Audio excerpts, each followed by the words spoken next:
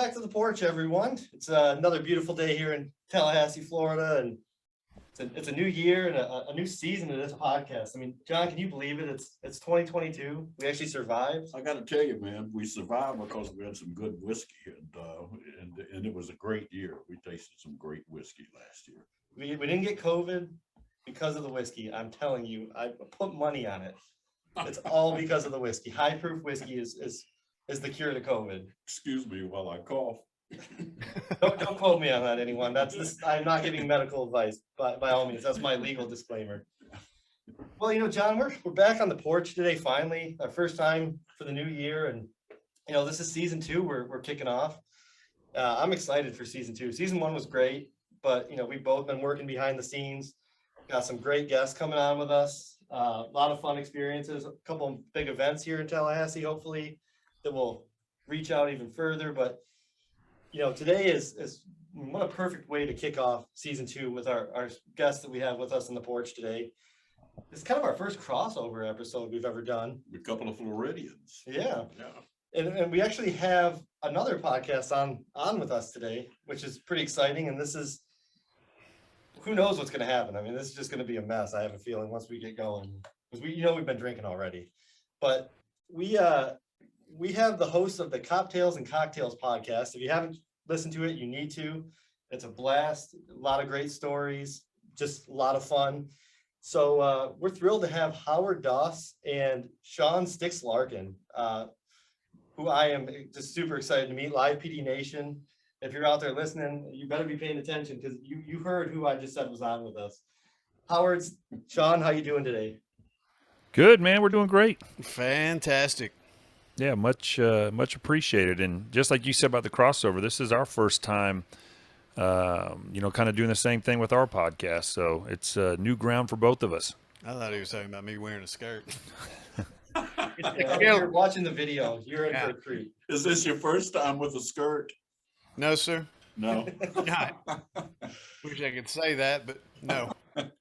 Well, so guys, you have this podcast, and I'm a follower, John's a follower. And that's why we wanted to have this crossover, because what a better way to kick off the new year. But tell us how you all got started, not only with whiskey, because we know you're whiskey enthusiasts, but Sticks, you're a retired law enforcement officer. I mean, how did y'all get into this? Man, so Howard and I kind of became friends back in 2014 or something like that. We actually met in a gym. He was having trouble picking up a lot of weights. Yeah, and I helped him. I was like just hitting puberty, trying to put some muscle mass on my body. And there was this old wizened guy there with red hair. I saw Howard across the gym and knew he was the guy I needed guidance from. But no, we met in the sauna. We did. There were no towels. Okay, we'll get back. So Howard and I met in a gym. As you mentioned, police officer, myself, and Howard's a nurse. And the two of us just basically kicked it off from day one. We were at similar places in life. I was just going through a divorce. I had 2 kids. He had been divorced just a couple of years earlier with 2 kids. We'd both been married about the same time period. And all joking aside, Howard kind of like took me under his wing as I was going through that, so to speak, if that makes sense. And so we kind of developed our friendship, building on it from there. And Howard, I think, was kind of already into the bourbon whiskey situation at that time. And, I was still just a beer guy, man. I'd never even touched the brown corn liquor yet, really. So, and just through the years, I finally started getting into it. And as you mentioned about live PD, after every Friday episode, everybody from the director of the show, the producers, those of us that are on set, to camera operators, people that are working in they're called loggers. They're the ones talking to the people out in the field, to the PAs, the production assistants, the people that are running around getting coffee and things like that. What was so great about it was like a legit family, as cliche as that is. And everybody after the show got together and had drinks, and we did it there at the A&E studio, the headquarters. and everybody brought bottles. There were people that were, into bourbon, some that were into some other things, and we'd all sit around. And I'm talking like with an A&E executive. They had a vice president there every night with us, and we stayed around till 2 hours after the show, 2:00 in the morning, and we'd get home back to the hotel about 3 in the morning. Where was this? I'm sorry? Where was that? It was in New York. So the show was done live every Friday and Saturday night in New York. So just for me, I worked as a cop here Monday through Thursday, got off work at 4:00. I'd catch a 5:30 flight to New York on Thursday night, stay the night in my hotel there, wake up, do the show Friday, do the show Saturday, fly back home Sunday. So just every Friday night, it was a night, we stayed around and had drinks after the show.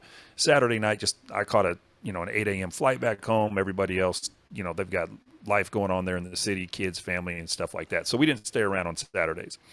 And not to keep rambling, but, Howard, like I said, he and another good buddy of ours by the name of Jason Sales, who works on our podcast with us, they were already, into the bourbon collecting, I guess is the word to use for it. And slowly between those guys and, the guys I was, hanging out with in New York, I started getting into it a little bit. And I kind of let you roll into how the podcast came to be, I guess. Yeah, I mean, that's a good story. That's kind of, you left out the Opatero part, though. Oh, yeah. Well, we'll talk about that later. Yeah. We kind of, since I'm a nurse, it's been a couple busy years for nurses. There's been a little pandemic going on, and we've become very popular because there's a lot of sick people out there. Coincidentally, police have gotten the opposite side of things in the last couple of years. We are not very popular. It's true, and we both see people on the worst days of their lives. That's true. But I started when COVID kicked off. I went up to New York and was working for NYU up there, and just, man, it was rough. There's a lot of stuff going on, lots of people dying. Ended up at Yale, and the whole time I was up there, Sean was calling and checking on me, just making sure I was doing all right, which was great. I mean, he's a good friend like that. So, I mean, we had some pretty good conversations. The worst part about those nursing gigs for me was I was scared to death I was going to catch COVID. The first time I walked into a COVID unit, man, I was just terrified. So I stayed off the liquor, which I needed some liquor during that time, but I stayed off for health reasons. And Sean was like, all right, buddy, you ready to come home? This was about after 6 months. He says, I'll fly out and I'll drive home with you. And I was like, yeah, absolutely. We decided we were going to make a field trip in Kentucky, but during that road trip, we had a lot of time to talk, and I had been kind of messing around with a little bit of a podcast on nursing, travel nursing, that kind of stuff. And I told Sean, said, hey, man, we should do a podcast. And he goes, well, what would it be about? And I was like, man, let's make it about cops. Let's have drinks. He goes, well, what would we name it? And I said, well, we can call it Coptales and Cocktails. That's great, man. So That just came out of your head. Literally just in his Audi Euro wagon that he drives. Euro, he's very nice. We're like in the middle of literally Pennsylvania or something like that. By the way, for any of your listeners, Pennsylvania is a long fucking state to drive through. Yeah, it is. And I'm serious. I had no idea how long that thing was. But no, it was. We were, him driving me in the front seat, and we kind of would stop at various places. We stopped at New Riff Distillery, and we'd stop at various liquor stores just along the way and just see what we can find, and just kind of literally came up with this idea. We talked about it that at parties and events and stuff like that, everybody wants to hear police stories. They always want to hear about the shootings you've been into, or the craziest things that's happened, or the scariest thing, whatever it may be. People like those stories, and just kind of combining the two things. And Howard is one of the brightest and funniest people I've ever met. He's talking about my bald head. It shines real well. That's when he says bright. Yeah, this is Howard 24 hours. There's no two different sides of Howard. You get, this is Howard at all times. And I just thought it was a great combination, or we thought it was a great combination, because he knows little to none about the law enforcement side of things. And it made it really nice because he would ask the questions of our guest that I might take for granted.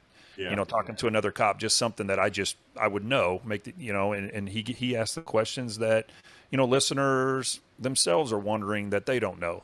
Like, what's a trap house? Yeah, literally. That's an exact thing that, one of the questions. So that was kind of how the podcast came about.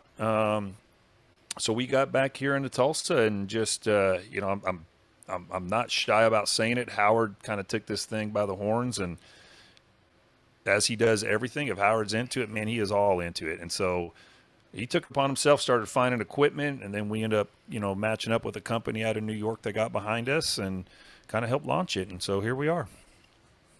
Howard, you're a traveling nurse? I am. I travel to the hospitals every day. Yes, I don't do it from home for sure. I'm traveling.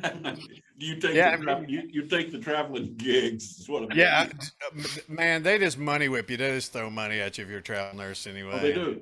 Yeah, and I don't know if y'all know this, but I got a bourbon habit. So yeah, well, we have it used to be a lot cheaper to have a bourbon habit. Yeah, much cheaper. One of our good friends here does the same thing, but you landed in New York in the middle of the big COVID hit up there. Yeah, that was a pretty rough time, man. Good Lord, did you know that was that rough on everybody? Did you know that when you took the gig?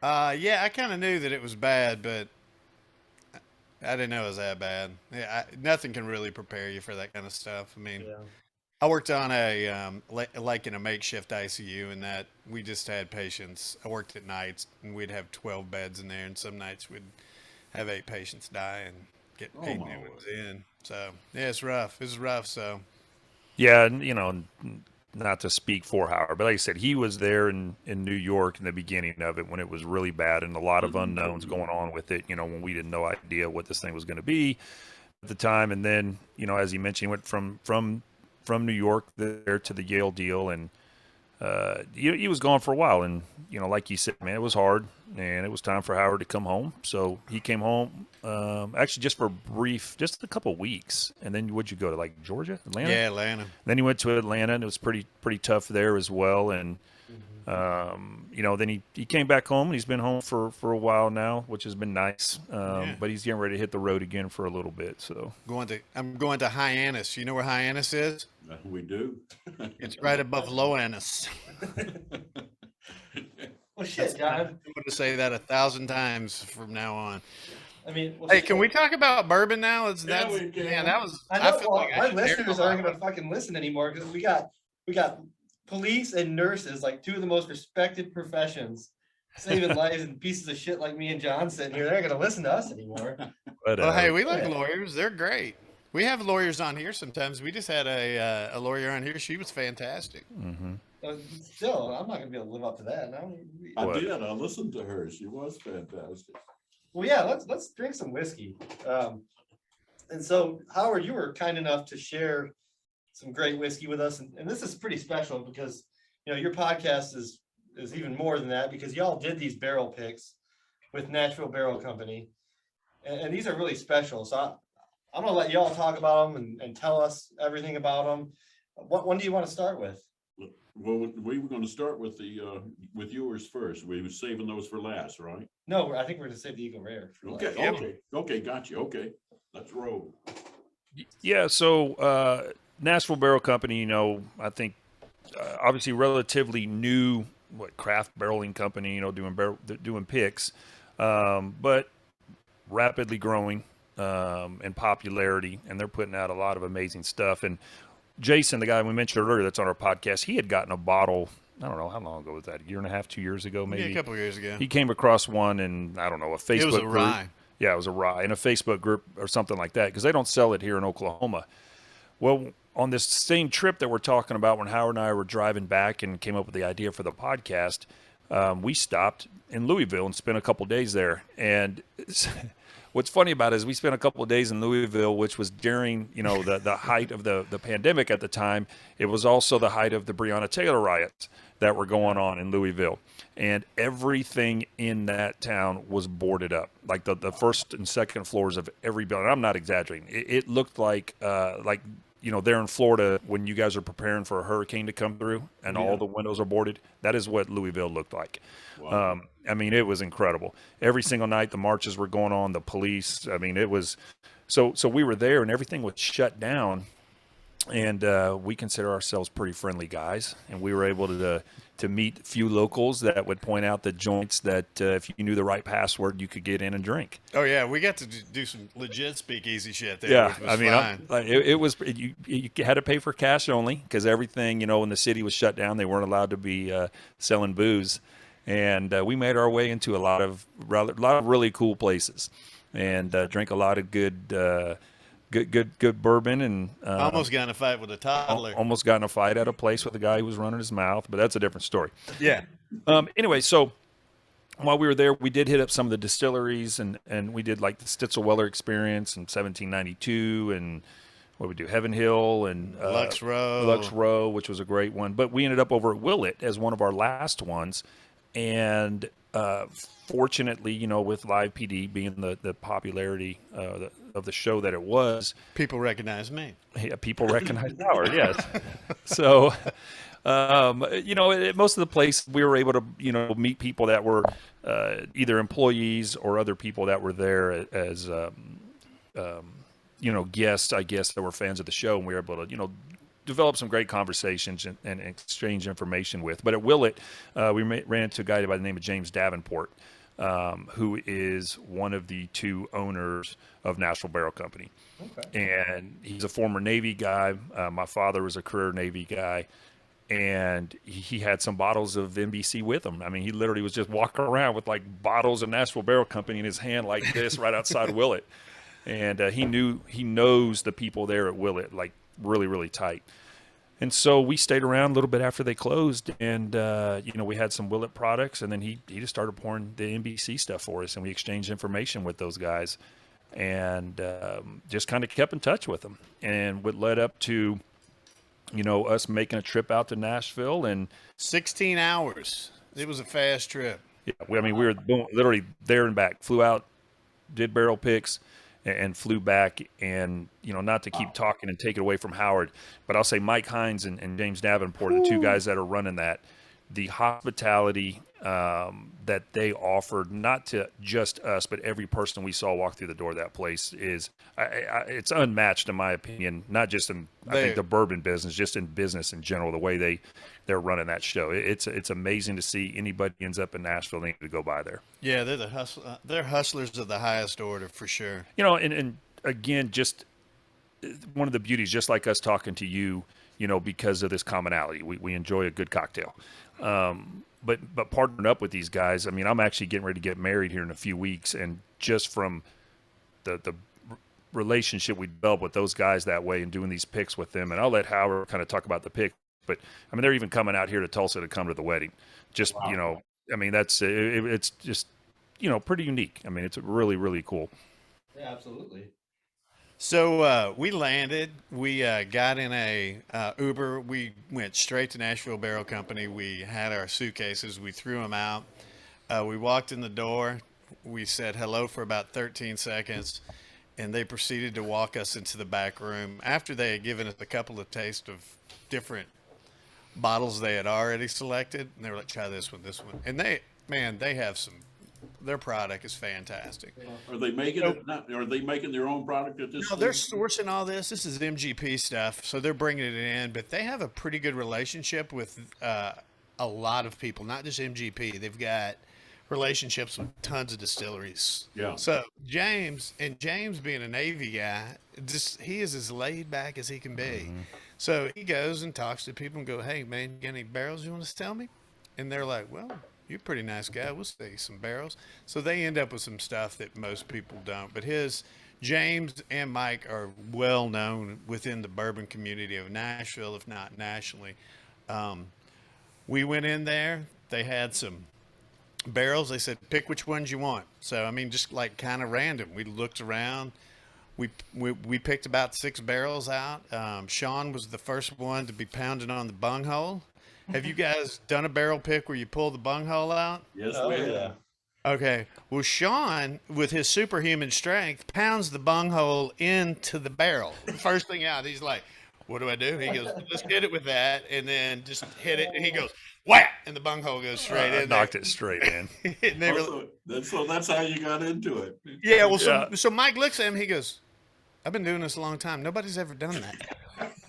So Sean goes, well, we'll pick that one for sure. I'm sorry that we did that, which I think that's cocktails. That's the cocktails bourbon that we sent you that you're drinking. Then we went around and drank a couple of other. Jason was there, and Jason picked out a barrel. And his was delightful. It was a low proof. They said it was one of the lowest proofs they had, which was 108 proof. That became our Blue Line bourbon. But the beautiful thing about both of these bottles is the reason that we were picking them, James and Mike were kind enough to let us do this for charity. So $25 of every bottle that was sold went to a great charitable organization. I'll let Sean tell you about that organization because it helps police out. Yeah, so as Howard was just talking about, they're $25 of each barrel. Of each bottle. They're $100, and there's still a few left. You know, we brought back a bunch and have sold them locally, but you can get onto the National Barrel Company website and find some. But $25 of each bottle goes to the National Fallen Officers Foundation, and you know it's obviously dear to me, you know, being a police officer. We had an officer that was shot and killed in the line of duty here in Tulsa last year. And, you know, he had been on the department for some time, but when he was a rookie, he worked for me when I was a supervisor.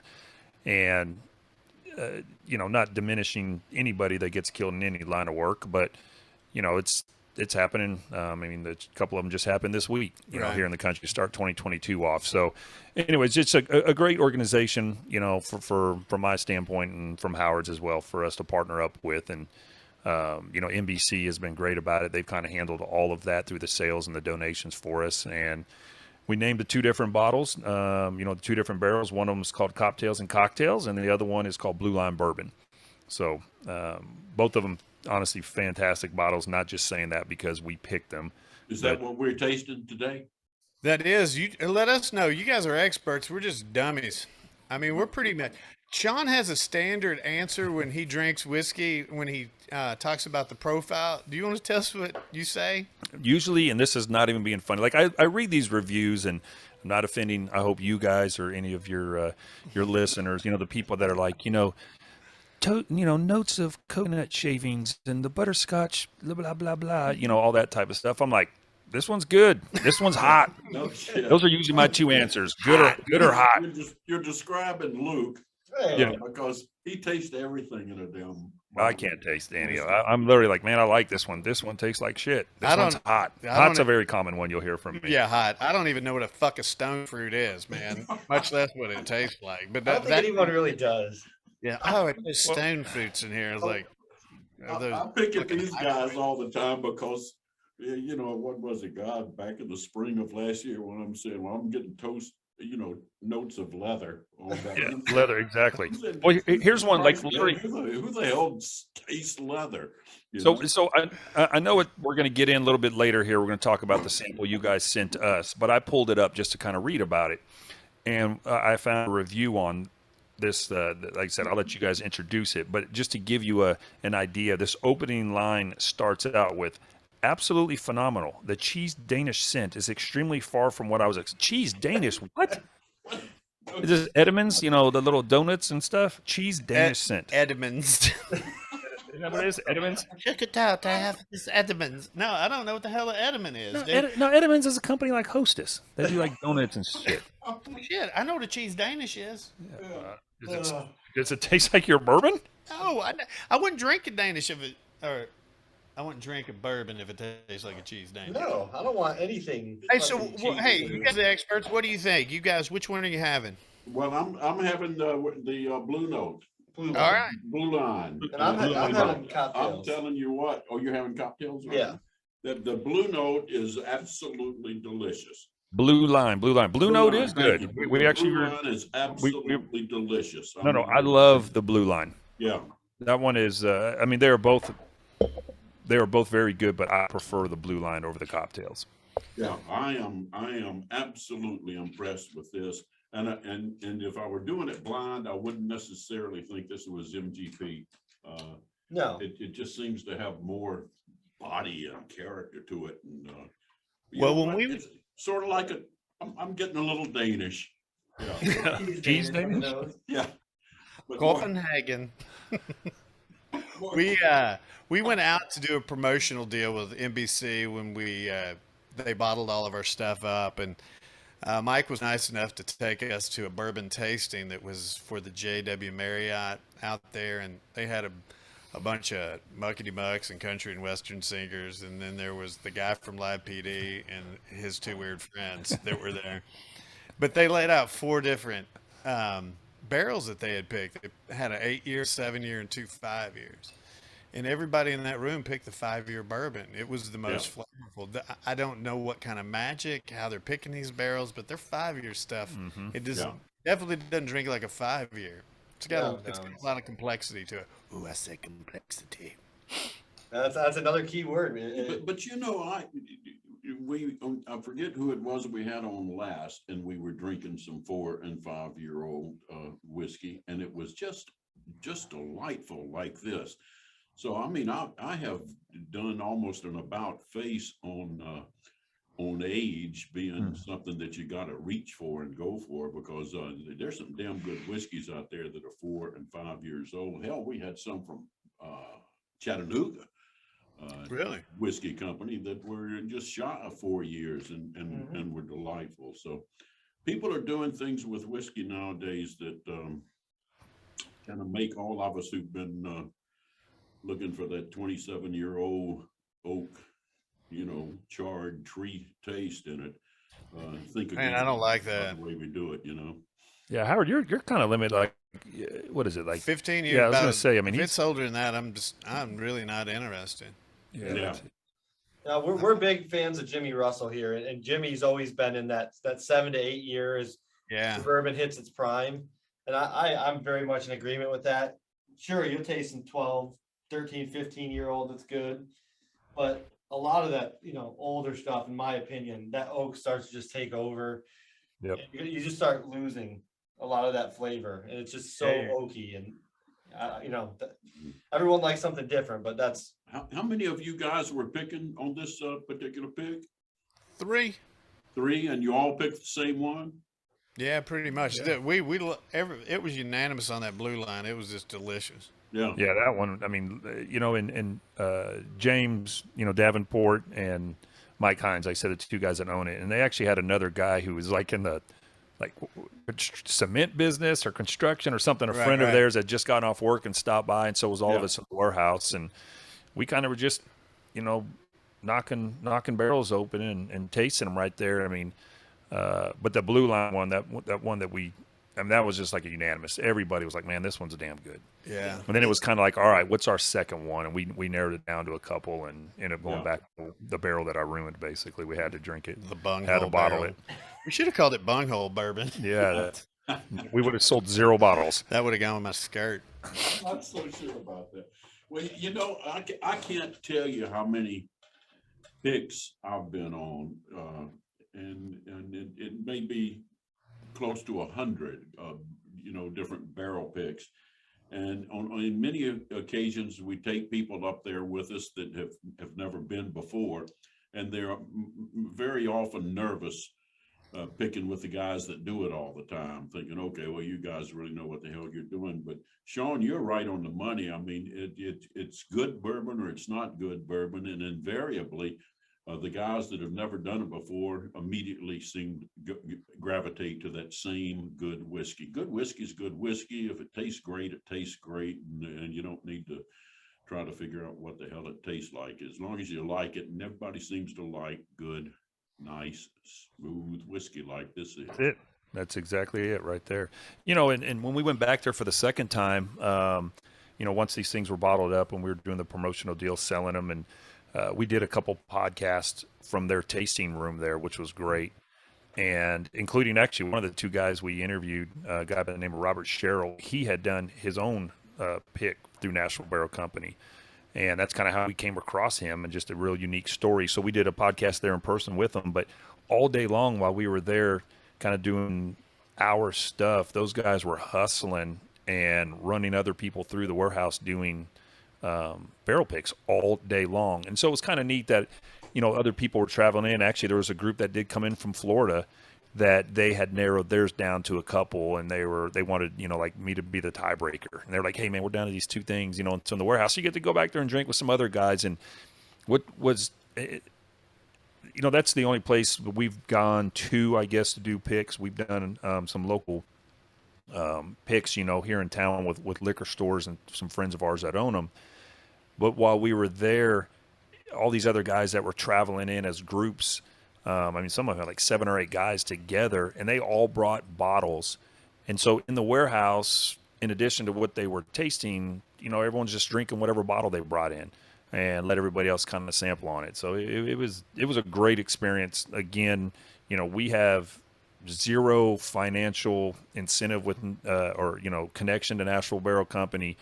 We're not, all these bottles that are being sold, we're not making a penny on them. Hell, we buy them. Yeah. I mean, literally we have bought a bunch. I brought back a lot myself, but it is, I've got a lot of their product just because of, one, they're obviously putting out a good product, but how good they are. But again, anybody that finds their way into that area of Tennessee, man, I recommend going by there. They are doing things well. You're not going to beat the hospitality. The other thing that we forgot to say when we went out to pick these barrels is we had, in this size glass, which this is a 1 ounce dram, we got bourbon whipped. Have you bourbon whipped somebody before? Had them come over to your house and they're like new to bourbon, and you say, they're like, hey, well, what do you like? And I was like, well, I like stuff that's a lot better than you will like right now, but here, we'll go ahead. And you give them 10, 15 tastes of whiskey, and they're just drunk as shit. Oh, that's the best. We're not used to having that done to us. Yeah, we're the guys that have the stuff. Yeah, talking about going over to Mike's place. Oh, Mike bourbon whipped the shit out of us. He probably, at one time, I guess Mike said that he was the. And what I'm saying here is, I guess you and I are kind of Mike fanboys, huh? No, listen, Mike Hines is an awesome guy. He's the more flamboyant, outspoken of it between him and James. But we went over to Mike's house afterwards, and James and his girl, Mike and his wife, were all there. And I'm not going to say the value that he told us worth of Willet purple tops and old stuff that he had there blew our mind. Yeah, I have a public school education, so I couldn't count that high as how many purple tops he had. Unbelievable. And, he busted out stuff. He had some, was it 1919, 1914 or something like that? Some old, medicinal only bourbon. He poured that for us. Yeah, that, literally, he had 2 different bottles, and he was like, here, man, taste it. It was just, again. Very gracious. Very gracious. And they were busting stuff out that, you just see online somewhere, you hear about. We were a little diminished at that point, though. He had thoroughly bourbon whipped us. So the hospitality that man shows and James shows is amazing. Well, these picks y'all sent, I really enjoy them both. But you know what? I'm not gonna lie. I'm a fan of the bunghole. Hey, well, I'm not gonna lie about it. No, hey. Yeah, you want to talk a little bit about that? I do. The thing about the blue line is it's so. It's smooth. It drinks well below 108. It's you kick back a couple ounces of that, no problem. Mm-hmm. It's just so smooth.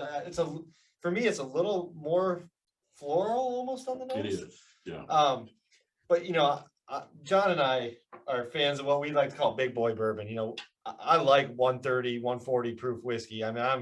You don't sit down when you pee, basically. Yeah. You're a standard. Yeah. You're they a give me standard. shit about that all the time here, but we'll deal with that later. But that Coptales, it's 115. It's just got that nice punch to it, not overly hot, but just like it lets you know you're drinking fucking whiskey. Right. Yeah, That's what I want whiskey to do. I want to know I'm drinking some real shit. And that's what it does for me. Well, and I agree with you 100%. And the fact of the matter is, it still has that sweetness and that, if you want to call it a floral taste, and it is, but it's all there. It's just got a little bit more kick to it. It's a delightful whiskey as well. Yeah, I like that kick. That's what does it for me. You boys did good. Well, thank you. We had a whole lot. We tended that corn, and I cut down those oak trees, and I charred those barrels. Welding those steel bands to go around them was tough. That was tough, but you got it done. Yeah, we got it. I watched a Martha Stewart video. She showed us how to make your own bourbon. But I mean, you know, I don't know. I'd love to have her on one of these sessions. We would too, man. What do you think, Martha? I reached out to her. She hasn't responded. I know. Same with us, man. I don't know. I But, offered you know, John up and trade. But also, I think the whiskey tastes better for me knowing, you know, the cause. You know, I like knowing that it's the whiskey's doing something special. You know, it's good whiskey's good whiskey, but it tastes that much better when you can, you know, like this money's going to an organization that needs it and it's going to do right with it. So Well, yeah. I mean, $100 that's pricey for whiskey coming out of there, but with $25 going to charity, I mean, No, that's not pricey. everybody feels pretty good about that. I mean, the way the whiskey market's gone lately, it's kind of crazy. $100 bottle almost sounds like a bargain sometimes. Yeah, it's nothing wrong with that. yeah, I mean, Yeah, I'll tell you just sorry, a real quick funny story. There's a guy here locally that's made a bad reputation for himself in the whiskey. I'm trying to do better, man. But he, you know, this guy hit me up, you know, talking about, hey man, I know you're selling these bottles, and he's like, can I get a sample to see if I want to buy it? And I was like, man, fuck off. Yeah. I mean, literally, I was like, dude, Did he really? swear. I'll show you the text message. He knows who I'm referring to, but Can he eat a bag of dicks? this guy literally asked for a sample of a bottle, decide if he wanted to buy it, and knowing what the, you know, the cause is going for. And you know, you don't get MC products here in Oklahoma anyways. I'm like, nope, dude, you're either buying it or you don't. You know, just Now you bottom can't line. buy one at all, so shut the hell up. Get out of line. Jesus. We're like the stoop Nazis. We're the bourbon Nazis. No bourbon for you. That's just not the luxury you get. You don't just get to take, like, we've Well, all that's- had bottles we purchased we didn't like. And, Sure. you know, it sucks. You know, we all hope it doesn't happen, but that's just how it is. You take a chance. Hey, what's the worst bottle you've ever had? Oh, shit. Is that a serious question? Yeah, that's Dead a ass serious serious. question. Yeah, what's the worst bottle you've ever had? Oh, Tastes For like, me, just like it's dirt. Koval. Koval. Yeah. Are you guys fans of Texas whiskey? Well, not necessarily. Yeah. I haven't had a lot. I've had some Garrison Brothers they sent me, but you know, I think that's maybe the only. You know, actually, you know what? Still Austin sent me a bottle, Never and heard of I it. will say this about that whiskey: that was the oldest tasting 2-year-old whiskey I've ever had. At 2 Really? years old, that blew me away how mature that whiskey was. Does it have a black label on it? No, so this was batch one. It's some artist did. It's a painting of a young girl on the front. I might buy that. Yeah. Yeah, I figured you would. There's $100 right there. Yeah, Yeah. that was really impressive to me. Texas is, I know they're putting out a lot of whiskey now. I mean, They you should are. probably look into it more. I don't think we've done a lot in Texas. So what's the worst whiskey you've had? Shit, that's fun. Come So on, I'm putting you on. the I've had some spot. Koval that I know what you're talking about. I don't know if we had the same bottle or I not. tried 3 of them. Yeah, I Um, gave them all away. We just had one that what the fuck was The that? people you didn't like. There was one we just Oh had no, that the was guy brought to the porch. finished with Yeah. it was finished in some fucking Brazilian oak Oh, or yeah. something. And he's like, oh yeah, people are all after the secondary on this bottle is like $400. And I tasted it. I had one sip of it and I was like, I'm not drinking this sample. Like I put it down. I couldn't get the fucking taste out of my mouth. Yeah. I literally ordered some Elijah Craig barrel proof and I was like using it as mouthwash, trying to like get this taste out of my mouth. What was I that? can't remember either, but it was not an unknown name. It was No, it it was was- a known brand. Damn. Someone brought it out to the porch one day and he was like, oh yeah, you guys gotta try this. And I tried it. I was like, this is terrible. He's been apologizing ever since. Yeah, he brought out some good stuff the following weeks because he knew we were pissed. Like, you're gonna bring that shit How out. You're not about welcome you anymore." guys? What's the worst you've had, Howard? What's your worst, Howard? Man, we've had a couple of them that are just like, it's like sucking on dirty panties. I mean, that's the flavor you get out of them. You're like, I'm these talking are- about the bad ones. What about? yeah, the this is the bad ones. These are the bad. Like it's like somebody, they didn't do charcoal filtering. They did dirty panty filtering and just poured it over it, and it just caught all the essence. Well, I give Sean shit because Yes, he does. I do. he was new into drinking bourbon, and we had been drinking bourbon a little while. and he thought that Old Paturo was pretty good. It was given to me as a gift from an A&E executive. Right, so he regifted this motherfucker to us over when we were having dinner one night, and it was he had just met a couple of buddies. Jason was one of those buddies, and I didn't want to out his ass that he was drinking penny water, and he brings it over and goes, "Hey man, this is pretty good," and I take a drink of it, and I'm just like. No, so I'm from San Francisco. That's where I grew up at, Old Potrero Hill. That's from San Francisco. Someone at the network gave it to me as a gift. I thought I knew nothing, like literally nothing about whiskey at this time. And so I thought I was big dick and showing up with a nice bottle. But you knew a little something about the dirty panties. Oh, you know what's bad about it? They bought me another bottle the second year, the same people. That's why you tell people you're honest with people. Oh, it's bad. It's bad. Yeah, so we poured that out, and I had a drink. It was awful, and I was like, "Oh, thanks, man." And I still have it on the shelves. We bust it out every once in a while, just as a gag. Yeah, to do that. Like, oh, dude, I got something that's fantastic. So that's actually, I think the worst I ever had was there was some double Pritchard chocolate that I had probably 8 or 9 I know what you're talking about. Yeah. Yeah, what the fuck? I drank that, and I was like, Hey, actually, God damn, this is awful. I mean, I was shocked. I was like, how in the fuck did they pack so much awful into this little of a space? And put a price tag on it. yeah, sell it. So we're probably offend some people, but you know the good times, the different little flavored fun stuff they're putting out. More than anything, it looks great on the shelf. All the different colored labels and waxes it's are like doing folk it, art. and everybody's doing the different labels in the back. They're pretty funny. So we've been kind of snagging up some of those, just filling up shelf space. But we just opened one a week ago. What was that one? It was a blueberry vanilla. And I love blueberry. I mean, I like blueberry. Period. Like, dude, he eats his body weight in blueberry. like donuts. I love he blueberry fucking donuts. loves That's my blueberry. fucking favorite thing. They're like no joke. My retirement party, we have blueberry donuts, like hundreds of them for people. There were no joke. 200 blueberry donuts from this place called Hertz Donut. It was. I love blueberry pastries and whatnot. And so, we were like, I was all about it. I was like, hey, this blueberry thing's going to be great. We opened, I mean, literally just a week ago, fucking terrible. Lighter fluid. Just fucking Horrible. lighter fluid. It didn't have a note of blueberry on it. Oh, it was terrible. All dirty panties. Ugh. So it looks good on the shelf. We didn't taste It's it. pretty. Cheese Danish. Yeah, there was no blueberry Danish. Bad bourbon. No, not at all. Hey, let's go on the other end. What's your like? Hey, if I can drink this, price it no matter. What do you like? Well, Besides the Blue for Line my Bourbon money, cocktail. one of my all-time favorites is the Elijah Craig Barrel Proof, and for a real slow, light sipper, and I think I'm referring more to the ones that they came out with early on. Yeah. Although I think they really hit the spot now and again with some of the ones that they're coming out with now. And then Luke brought a bottle to the show back last year called Mr. Sam, and that just blew my mind. I thought it was so good. I just got one of those and I have not opened it. Oh, Comes in a Yeah, real it's- nice box with a little like a little manual behind it that kind of gives the Yep. history about Sazerac and all that stuff. I Yeah. just got one. I don't know. one of the best I've ever tasted. Yeah, batch number one, they only did 1,200 bottles of it, and I stumbled onto 3 of them at a liquor store at Wow. retail a couple of years ago. Good So for I you. literally had, 3 out of 1,200 that I took home with me. And we brought that shit out one day, and it was actually funny because it was the first video series we ever did at Market Square here in Tallahassee, which is the big liquor store in town that we're on the barrel team for.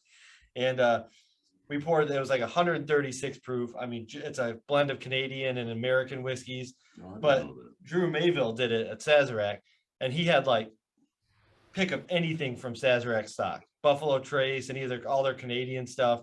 So I mean, this is some of the best whiskey probably they have that he got to pick. And we drank it, and it was so good.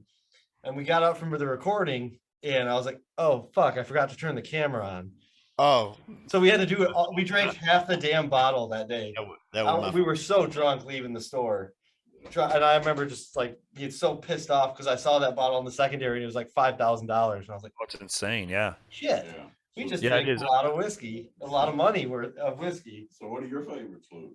Well, John, I think you hit the nail on the head. the first year they did the Elijah Craig barrel proof, the squat bottles, those old 140, 139 proof. John's got a bunch of them here in his office. I've been trying to steal from him. Hey, you want to hear a story on that? Yeah. So Yes. I like those old squat bottles. That barrel proof was one of my favorites because I didn't like getting up to drink. I like making a drink and then sitting down and not wanting to get up after I had that drink. Yeah. And that would do it to you. Yeah, So yeah. I bought lots of those. I mean, it used to be you could buy them for $29, right? Mhm. So Yeah, 35, whatever. Yeah. yeah, you buy them for $29. You have them there. Well, I took one home for Thanksgiving, gave it to my dad. It's like, hey, Pop, love you. Here's some bourbon. Cool. Came back Christmas, wanted to have a glass of bourbon. Wasn't any bourbon around. I was like, hey, Mom, where the hell's that bourbon? And she goes, oh, I made bourbon balls out of it. No. You have got. I was like, where are the goddamn bourbon balls in? Because I want to have some of those. I was like, oh, those have to be the best damn bourbon balls ever. I was like, Mom.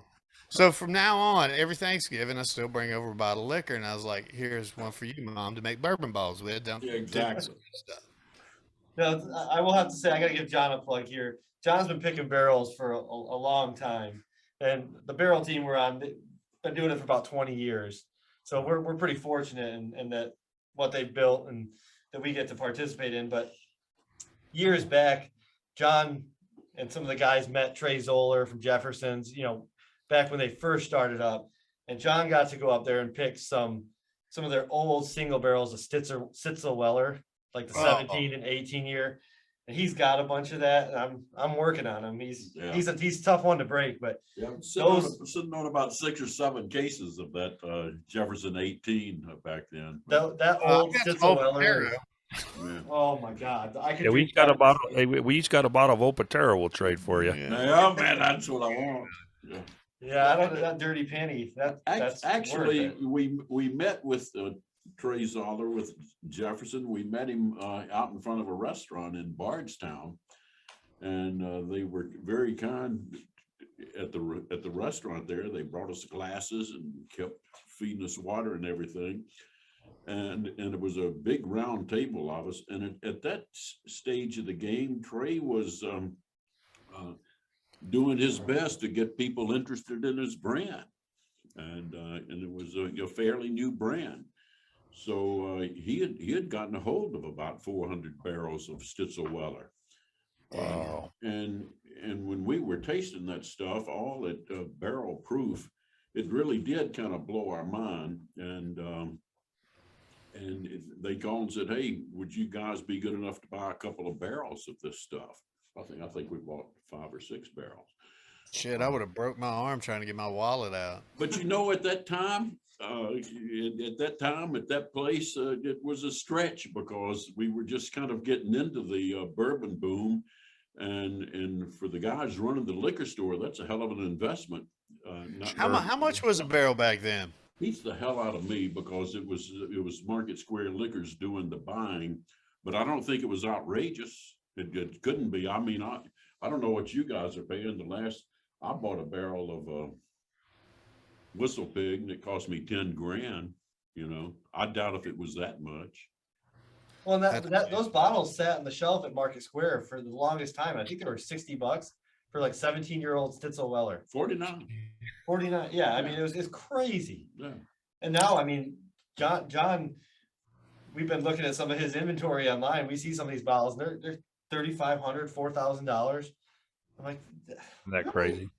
That Opatera still stands as a trade, though. I'm gonna let you think about that for a while. But are they both open, or is one of them? We'll reseal one. We'll pour one into the other and make it a full bottle. We'll pour Blue Line in one of them for you because we like it. Now we're talking. Hey, we poured your Eagle Rare, your most recent store pick. yeah. That's delightful. Yeah, we had to exchange some barrel picks for today. This was just too fun. So yeah, this is the newest barrel pick from Market Square here in Tallahassee. And we did this pick in the spring maybe? Yeah, 6-8 months ago. Yeah, and it just came in. And yeah, we liked this one. I think we had a unanimous pick when we did this. Everyone really liked this barrel. I thought it was a lot spicier than your typical Eagle Rare. That was my recollection of it, and that's kind of what I'm getting again today. Like it's got that Eagle Rare profile, but just that extra kick of spice throughout that I thought was nice. Grab that one that's open. Just see. We got a standard one. We'll drink it against it too. Yeah, we'll just see what they. Yeah, that was very kind of y'all to send us that. I mean, that's good stuff. And at 10-year, I mean, it's an easy drinker. I mean, I recommend anybody can find it, pick that up. I mean, Yeah, there's not very many age stated anymore. no, and I think unfortunately, we got this. Market Square got this one, and I think they sold out in like 3 or 4 days. I think they did a limit one per person, and it just went. Shit, 3 or 4 days. What's so funny here in Tulsa, man, that thing would sell out in like 15 minutes. literally, yeah. A pick of Eagle Rare will be gone within an hour. We're kind of in a little bit of a bourbon desert out here. Being a travel nurse does have one benefit. I'm around the U.S. quite a bit, so I swing in, and I think Sean and I have a standing rule. If you see something you're gonna buy, just get two. Get two every time. And then it was funny. We came back from Louisville. I was glad I was in the car with a cop, because if we got pulled over, hell, we're going to jail. I had more goddamn whiskey in We there look like than- moonshiners. Yeah, my car was sitting low. My Euro wagon was not designed to carry multiple bottles of brown liquor. Yeah, that one's much spicier. Yeah. How about you, Sean? What's your favorite? Man, well, Jason's got a bunch of old bottles, and he does have an old Sitzel-Weller stuff over there that's fantastic. But as far as probably like what I have at the house, as silly as it sounds, and it's nothing that's sexy, Old Elk actually has what they called Sour Mash Batch Number 1. And that thing is a fantastic drinker. I loved it. We have one sitting up here on the shelf. I bought a couple of them just because it was a one-time deal. I think they've got batch 2 out now or something like that. But that Sour Mash Batch 1, I absolutely loved. Shit. Yeah, exactly. That stuff's delicious. It is fantastic. And then probably, I mean, it's going to be so generic sounding just because it's, a regular. I still love just Weller Full Proof. I mean, that's something at the house. I mean, it is. It's, and I know it's an easy thing to throw out there, but it's just something where I'm at the house that I turn to quite a bit. Howard and I, was it yesterday or day before? I was just telling him, I was like, God, I even probably sampled or had a drink of a 107 in a year and a half. And she's like, man, you need to go try it, because that's what I keep going back to is the Full Proof. Oh yeah, I agree. I think that's the best Weller there is. I'm sorry, what? I agree. I think that's the best Weller puts out. I think it's the best in the lineup. I love it. Absolutely love it. And at home now, my go-to right now is the Old Elk Infinity bottle. So we haven't seen that here, but a buddy of mine that lives in Jersey, Chelsea and Mike, Jazzy. Chelsea, some friends of mine that met there in the city, that moved out of the city. They live out in Jersey now, and he picked me up one of those, and I'm still waiting for it to show up in the mail. So if Mike, you're listening, send me my damn bottle. You're gonna like it, and what they're doing with Old Elk is super interesting. We had them on, and they're putting their mash bill is a bit unusual, but it comes through strong. And what's the master distiller's name? Greg Metz. Yeah. And Greg was saying, they wanted smooth whiskey, and that's what I gave them, and this is how I gave it to them. And man, it's just delicious. That's the bottle I have open now, and it's the one I reach for. Yeah, kind of a small world just of all this stuff tying together. That the owner of Old Elk, who hired Greg Metz over, the owner of it, he actually is the creator, inventor of the OtterBox, for cell phones. Oh, I didn't know that. Yeah, so he has multiple different businesses, but made gazillions of dollars off of OtterBox, and he's a billionaire, and he's a bourbon guy, and he wanted to start up his own company, and that's how he started Old Elk and hired Greg over there. But his son runs a company called Angel Armor, which does body armor for law enforcement and military.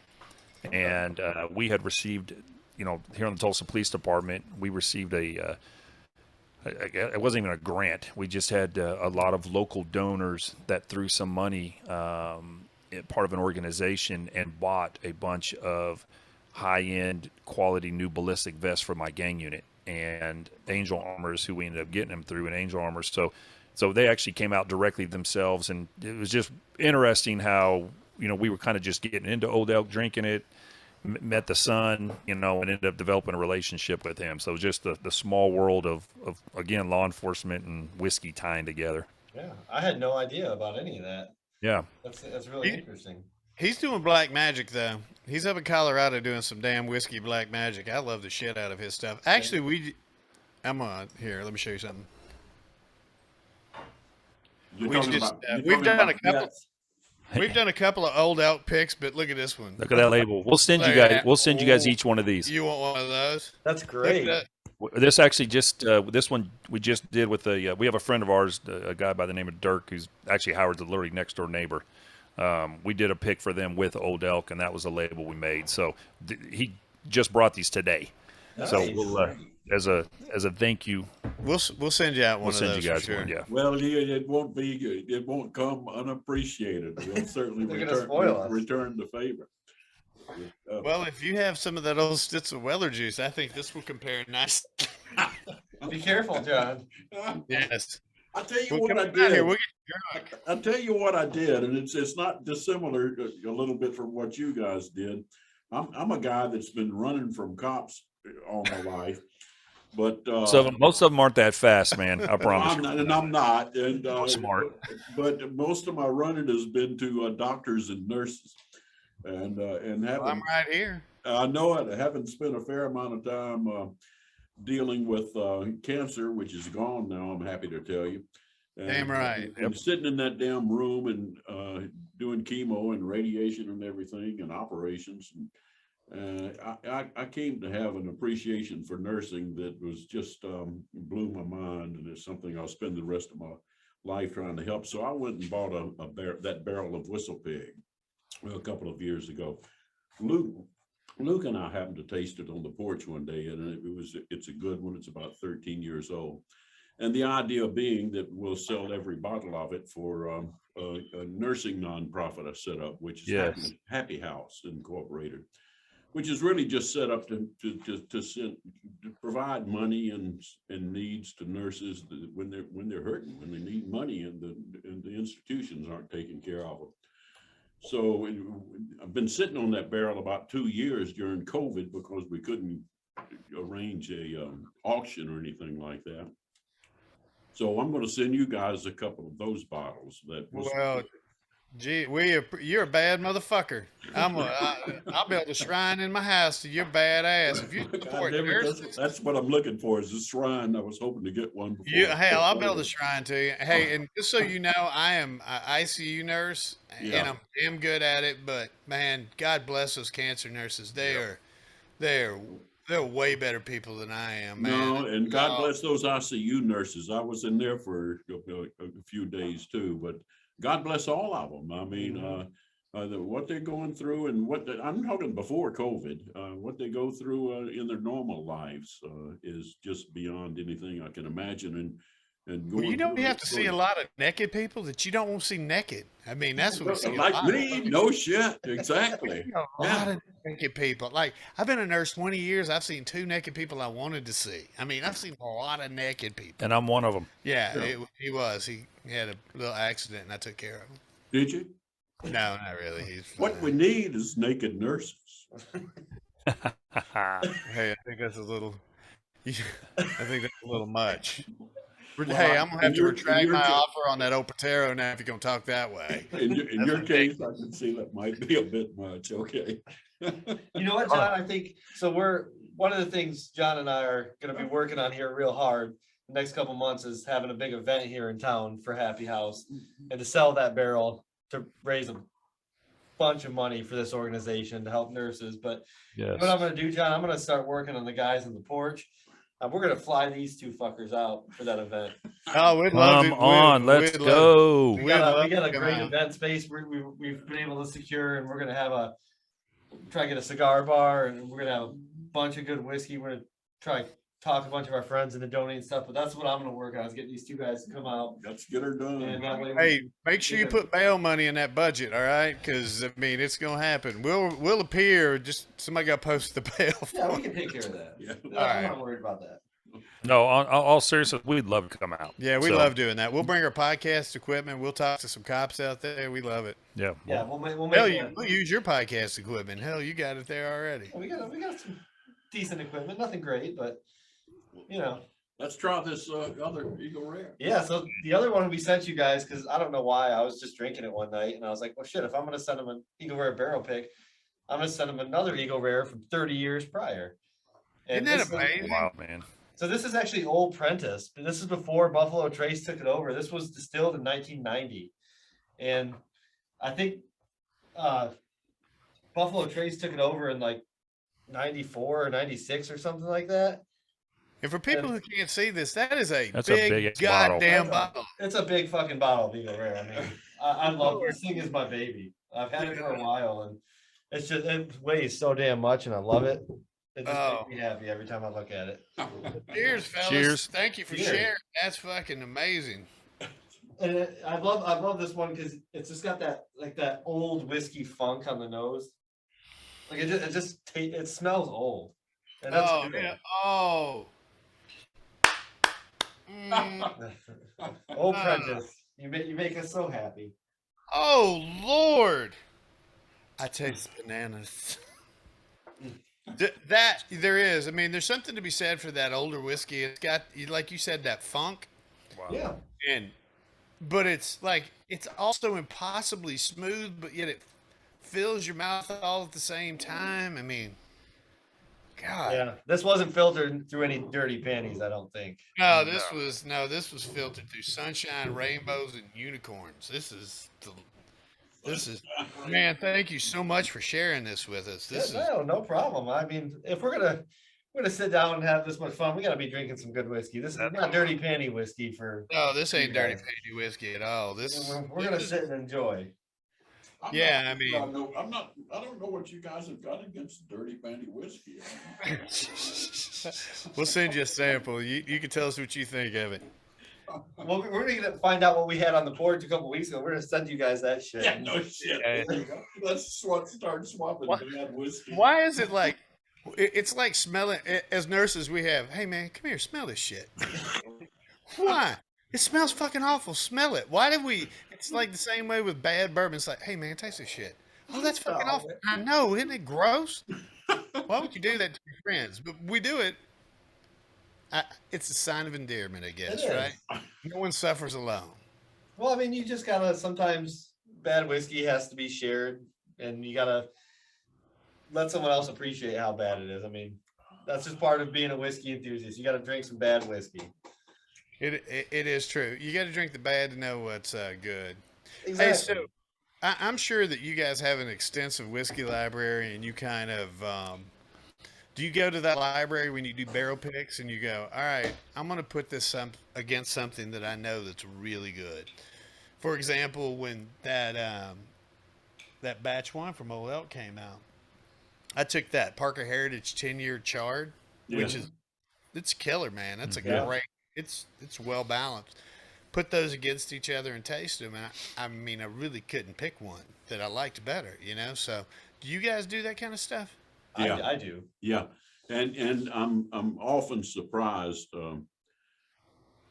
that if it came down to price point, once you do it and you take the covers off of it and see what you've been tasting, price point means nothing. No, absolutely.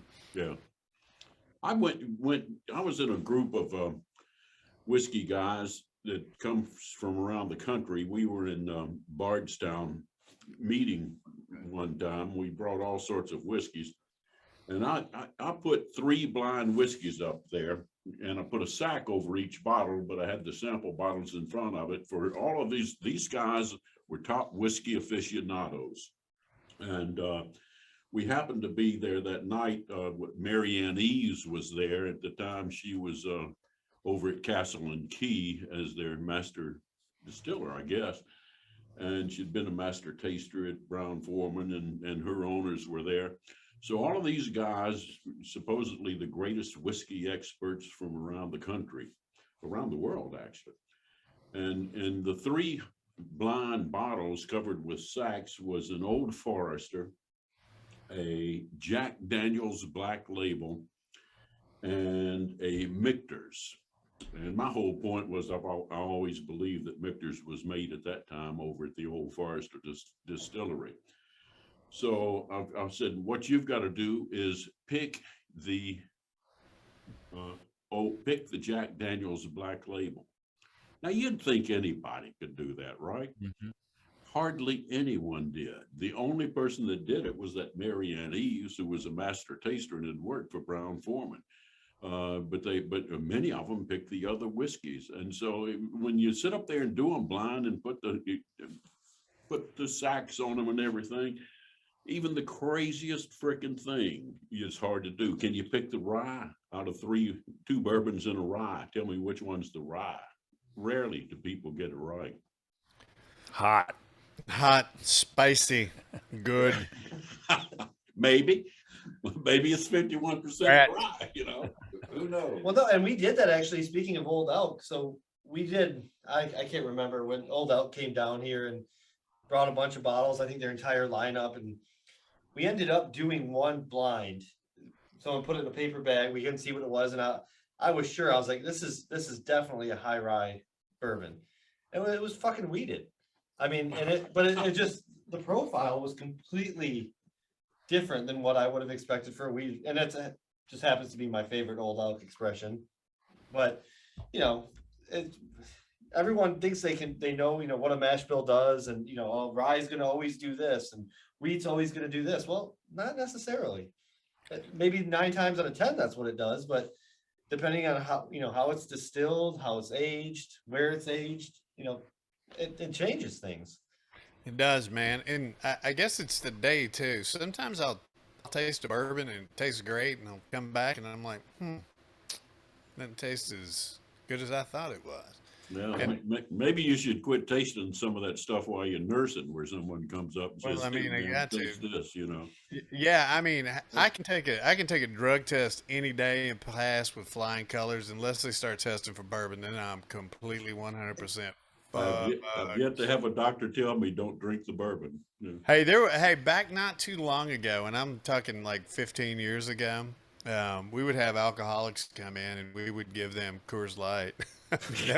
We had a med fridge, and it had a fucking sticker with their name on it, and like the patient go, yeah, it's about noon. You think I get my Coors Light? Like, well, fuck yeah, you can get your Coors Light. I fucking take my Coors Light.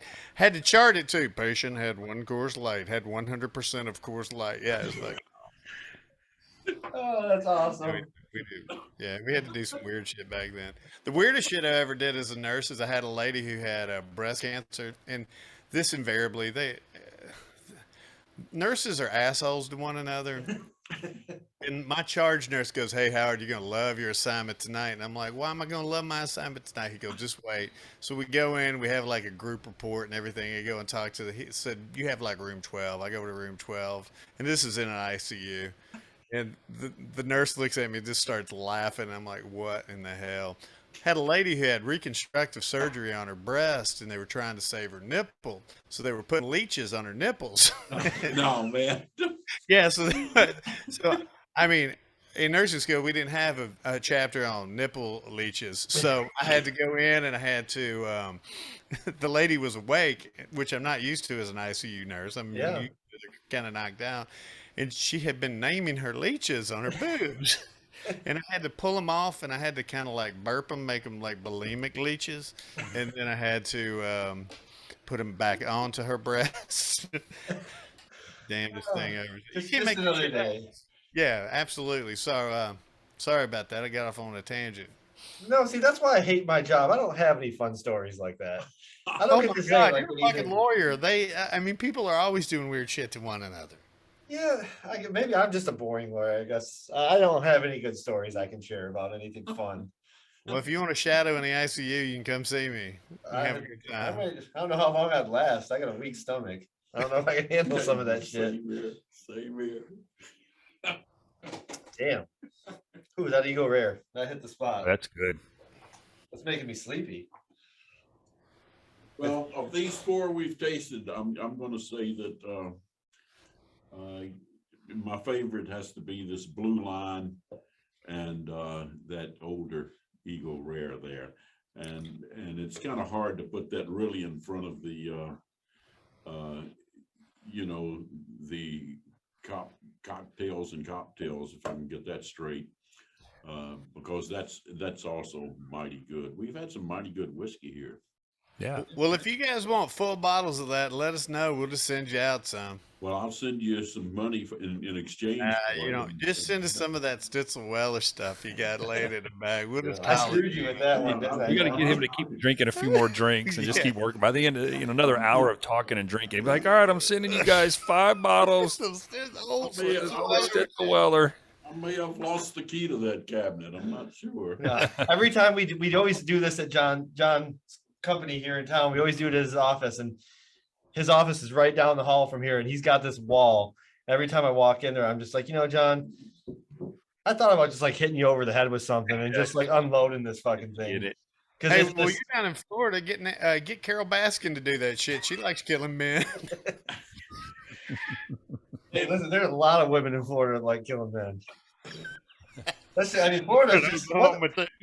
Florida's such a cluster. I mean, I don't know how we ended up there. Great on live PD. Yeah. Oh, we had a guy on from Jacksonville on our podcast, and he is the baddest motherfucker. He thought he got punched, and he ended up getting shot in the face. No, man, thought he had been hit.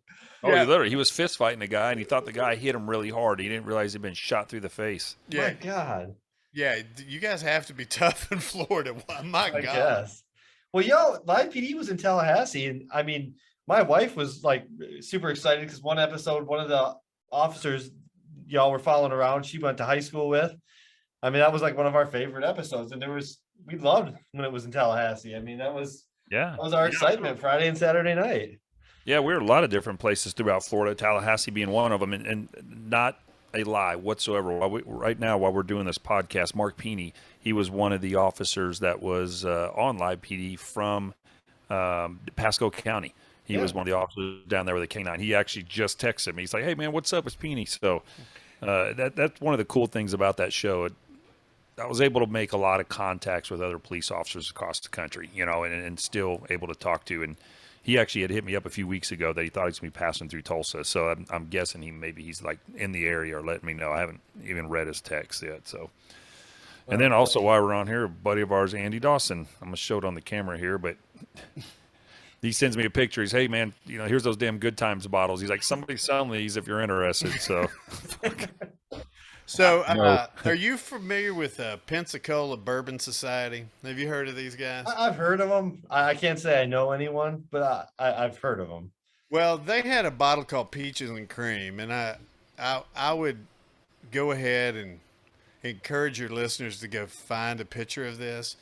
But I have jackasses for friends, and they have sent me like posts of ICU nurses are dying at an alarming rate. Check out this article, and you click through on your text, and it's that guy with that black guy with a huge wiener sitting on the side of the bed. Have you seen this guy? No. No, you don't have asshole friends. I have asshole friends. He's on the back of this bottle, and guess who's sitting in his lap? Paula Dean. It's called Peaches and Cream. I had to buy one of those bottles just for the label. I don't know what the bourbon tastes like, but I'd be more than happy to trade it for some Stitzel Weller if you're interested. Good for them. Good for them. How in the hell did they get that? Is it photoshopped, or you think it's a real photo? Oh, it's completely photoshopped. It's like they have 2 Paula Deans on there. I don't think she has a twin, so I'm pretty sure. Oh my God! I think Paula Dean's hurting right now, but I don't think she's hurting that bad. No, I'm going to send you guys a photo of it after. Yeah, that's one great thing about bourbon right now. The labels that people are coming up with, like even if the whiskey's not great, who cares? Like some of the labels are just hilarious. Well, gentlemen, we got to call it a night. Yeah, I got to go to bed. I got to get up and try to go to work after all this. Great to be with you guys, and appreciate very much the service that both of you provide, and appreciate just as much the fun that you guys have on your podcast. They're great to listen to, and I enjoy your guests. You find some some people that have been through some shit, but they're funny as hell in the meantime. And you guys bring that out of people, and that says a lot about your personalities. You guys have a great week, bud. Thank Hey, you. much appreciated, man. And likewise, guys. So, like this is our first time doing it. Hopping on a podcast. So, what a way to kick off. You've given anybody else that may ask us, something to. It's gonna be tough to compare it. So seriously, they were very gentle.